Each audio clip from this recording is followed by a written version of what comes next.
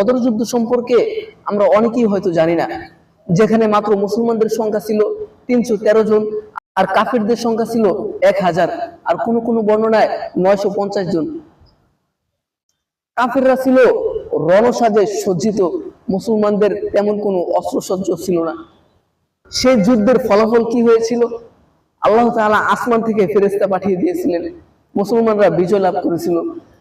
মুসলমানদের বিরুদ্ধে মক্কার যত বড় বড় শত্রু ছিল, সমস্ত বড় বড় শত্রুগুলো বদরের যুদ্ধে মুসলমানদের হাতে নিহত হয়। কিন্তু একজন বড় শত্রু সে বেঁচে যায়। তার নাম কি জানেন? তার নামটা কি আপনার জানা আছে?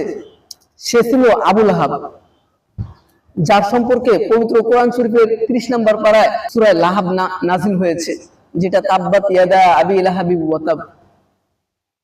সে বদরের যুদ্ধে অংশগ্রহণ করেনি, এজন্য সে বদরের যুদ্ধে মারা যায়নি, সে বেঁচে গিয়েছিল।